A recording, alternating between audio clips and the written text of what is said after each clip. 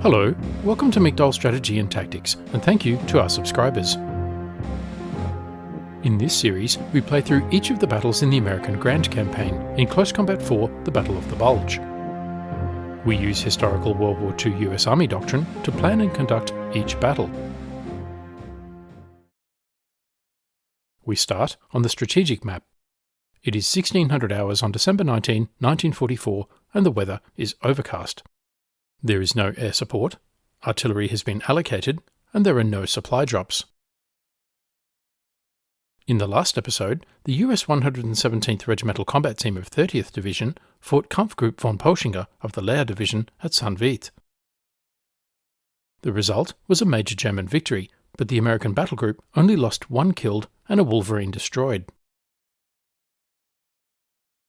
The next battle is at Manschau between the US 424th Regimental Combat Team of 106th Division and the German Kampfgruppe Knittel from the 1st Panzer Division. Commander, we must hold Manschau because it is the last line of defence on the road to St Vith. The building in the centre of town is the best place to set up a defence. It has superior elevation, which will allow you to see the enemy as they strike.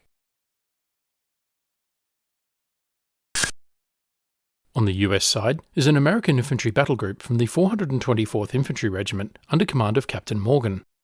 It moves slowly and reserves are full. The company consists of 3 platoons. 1st and 2nd platoons are infantry platoons. 3rd platoon is a support platoon consisting of 2 anti-tank guns, a mortar and a medium machine gun. The original squads from the first battle retain their names and statistics. Let's rename the new squads off camera. Now let's review each of the squads. 1-1 is 1st Platoon Headquarters. 2-1 is 2nd Platoon Headquarters. 3-1 is 3rd Platoon Headquarters. 2-2 is a BAR squad. 2-3 is a rifle squad. 2-4 is a recon squad. 3-3 is a 57mm anti-tank gun. 3-2 is also a 57mm anti-tank gun. 3-4 is an 81mm medium mortar. 1-5 is a Browning 30 caliber medium machine gun. 3-5 is also a Browning 30 caliber medium machine gun. 2-5 is an M9 bazooka team. 1-4 is also an M9 bazooka team. 1-2 is a BAR squad. And 1-3 is a rifle squad. Next, let's look at the map and conduct a commander's estimate of the situation.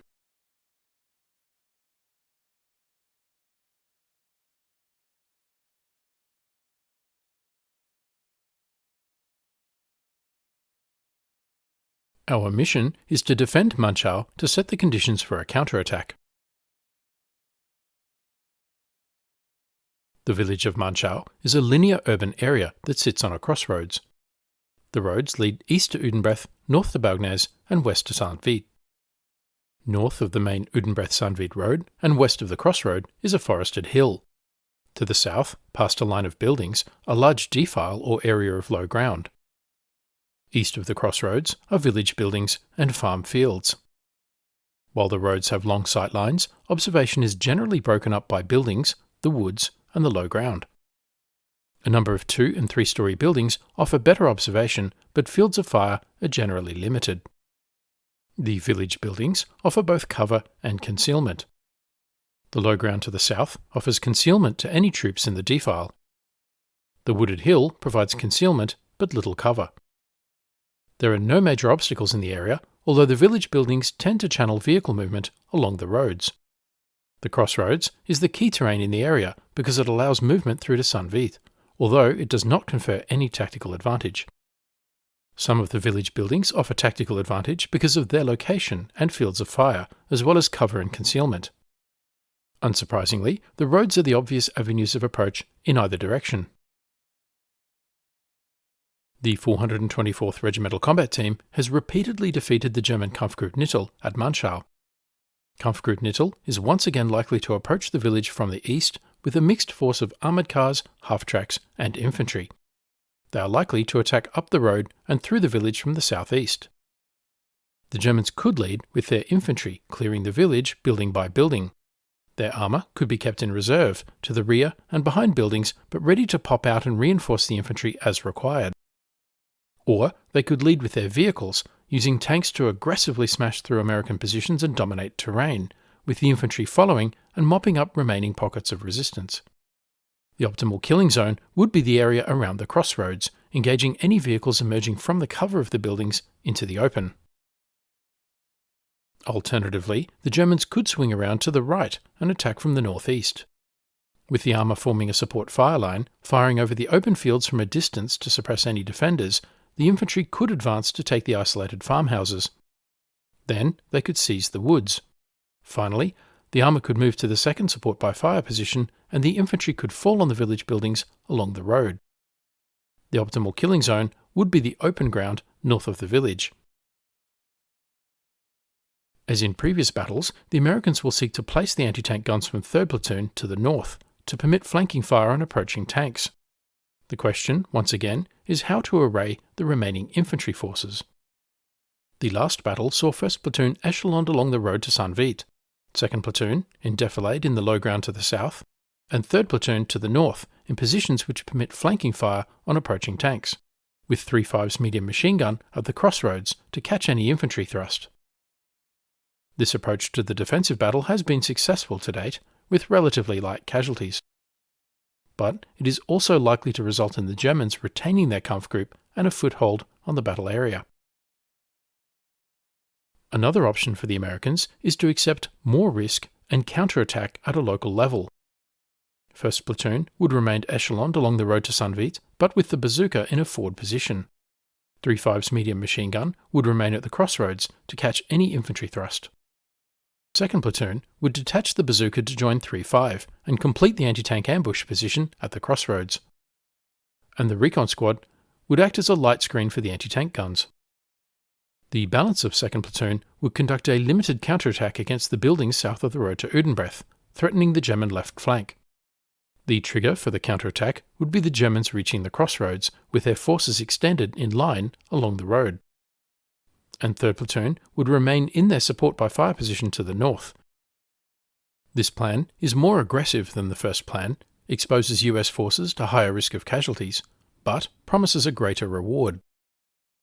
So, I can either play it safe or take a risk.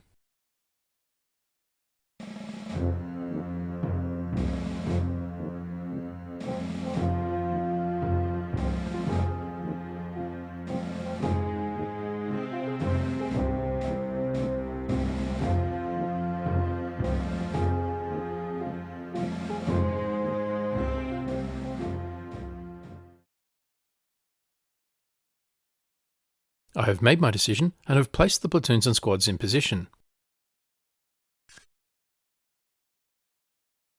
1st Platoon echeloned along the road to St Vith in the multi-storey buildings.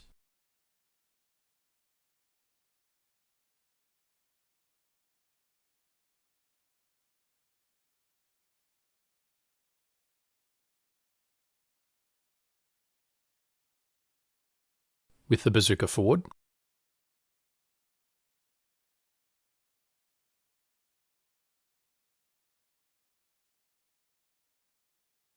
Second Platoon ready to execute the counterattack on the German left flank.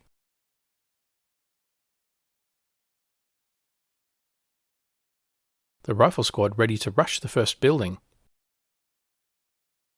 The Recon Squad moving up to set the light screen. The bazooka in the centre firing into the anti-tank ambush. And 3rd Platoon to the north.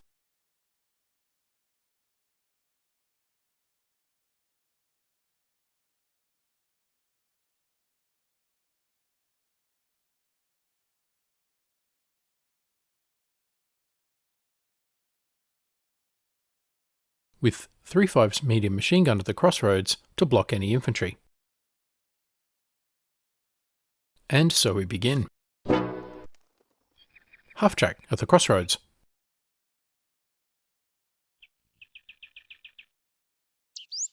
With a Sturmgeschütz and anti-tank car in the rear. The Sonderkraftfahrzeug 250/10 has a 3.7 cm gun. In position. The recon team goes to ground. The rifle squad occupies the first building. And the BAR squad moves up. Taking fire! Nailed them! 3-3 von Kampfsgun knocks out the Sonderkraftfahrzeug. German infantry break cover at the crossroads.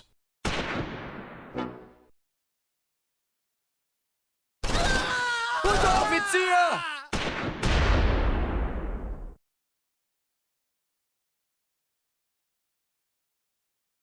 In position. Move complete! 3-2 Blackwell's gun knocks out the Sturmgeschütz.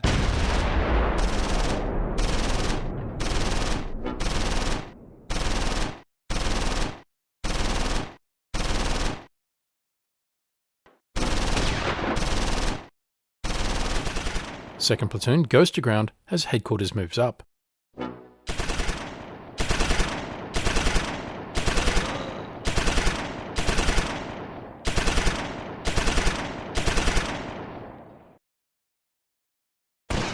No shot on the second Sturmgeschütz, 3 Sonderkraftfahrzeug or the armoured car.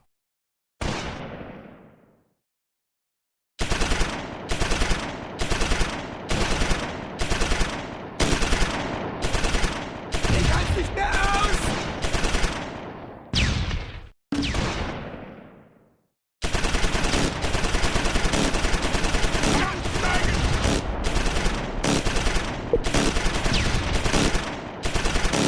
.32 destroys the Kommandowagen Sonderkraftfahrzeug 251.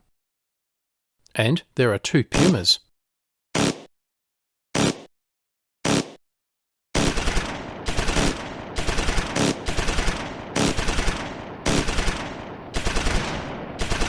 The mortar targets German infantry at the crossroads.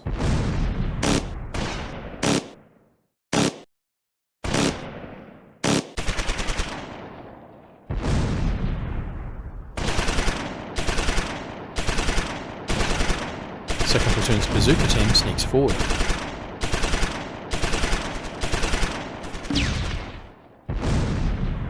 I can't take anymore! Blackwell's gun knocks out the second Sturmgeschütz.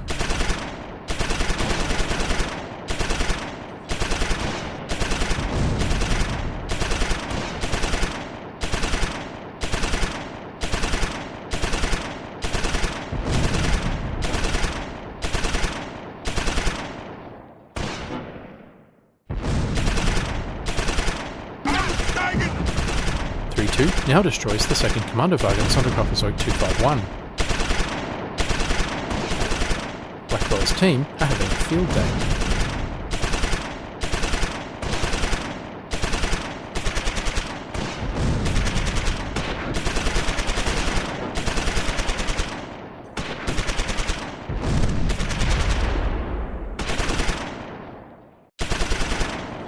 In position.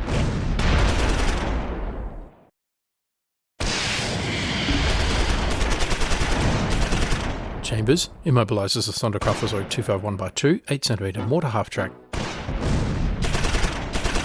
And Becker's medium machine gun targets German infantry.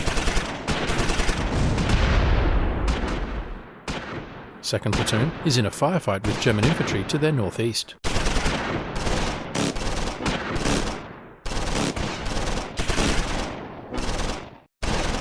And there are still 2 Puma armoured cars active.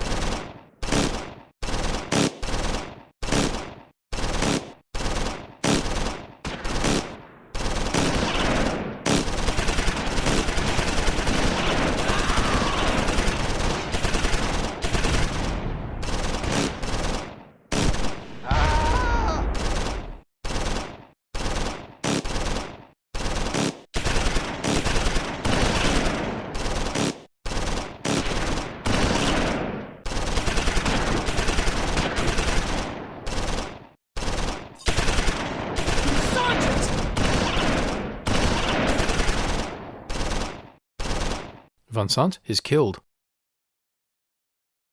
Second platoon makes their move.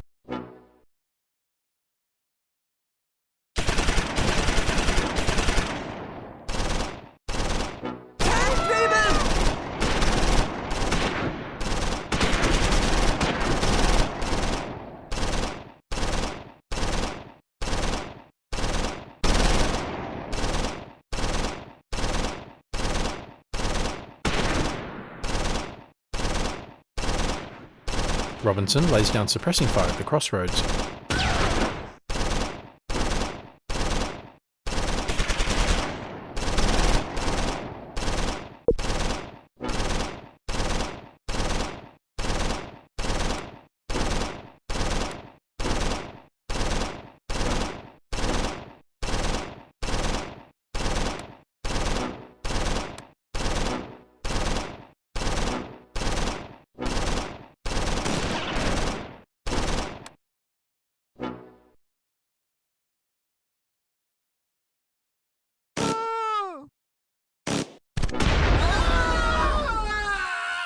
Second platoon takes casualties.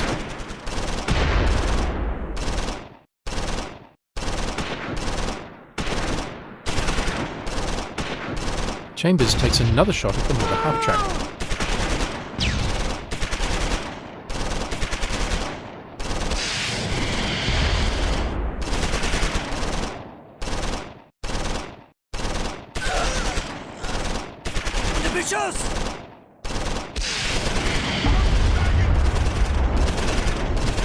And knocks out the 251x2 8cm mortar half-track. 2-3 eliminates another German squad.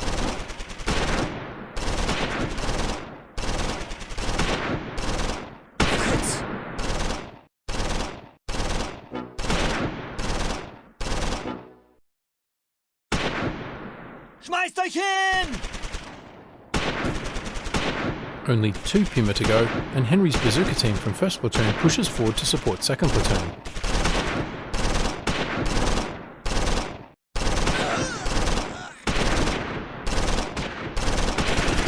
And Brooks's rifle squad moves up to cover them.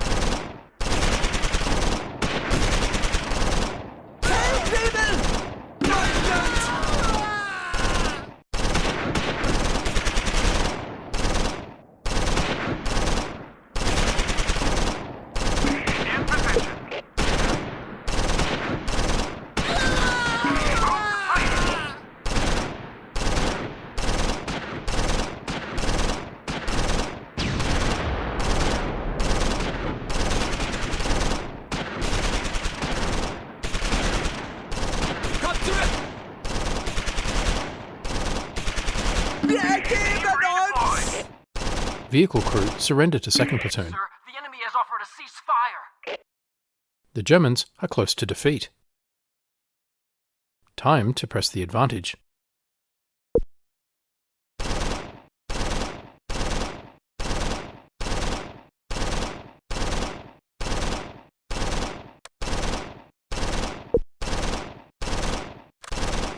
Move completed. Conserving ammunition. No smoke grenades.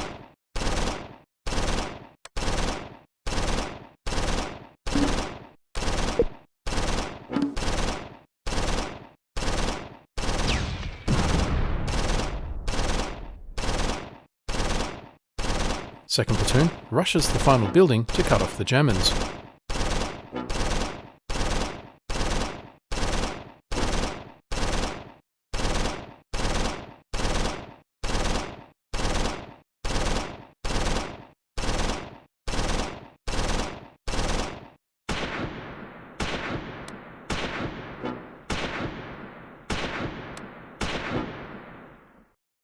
Enemy spotted. And overruns German infantry. Sergeant! Team down! Total American victory. The battle ended because the Germans' force morale got too low and they were forced to retreat off the map. The Americans gained control of the map and the German battle group was forced to disband. The Americans won the battle because they control a greater number of crucial victory locations than the Germans.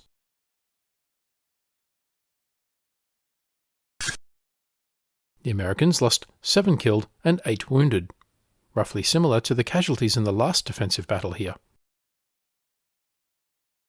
The Germans lost 6 killed, 11 wounded, 2 prisoners, 2 tanks destroyed, and 4 armoured vehicles destroyed. Let's examine the American squads.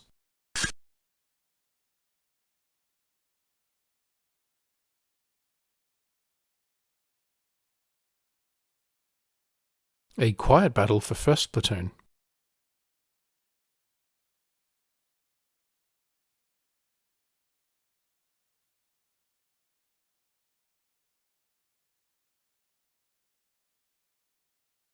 Second Platoon headquarters was wiped out in the final assault, with 4 dead and 1 seriously wounded.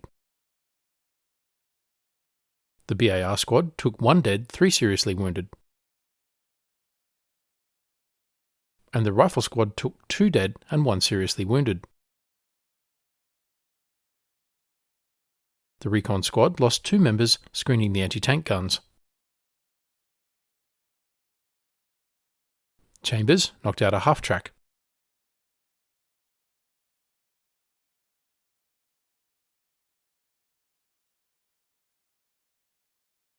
In Blackwell's team, Williams is awarded the Silver Star.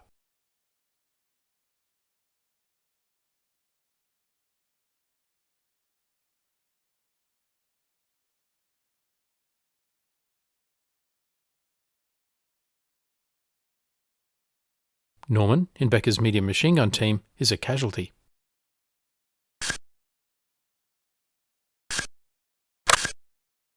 So far, the campaign remains a major American victory. The Grand Campaign has 13 days remaining. Your defence of the Ardennes is progressing better than your historical counterparts. This victory has isolated the German forces behind the lines at St Vith.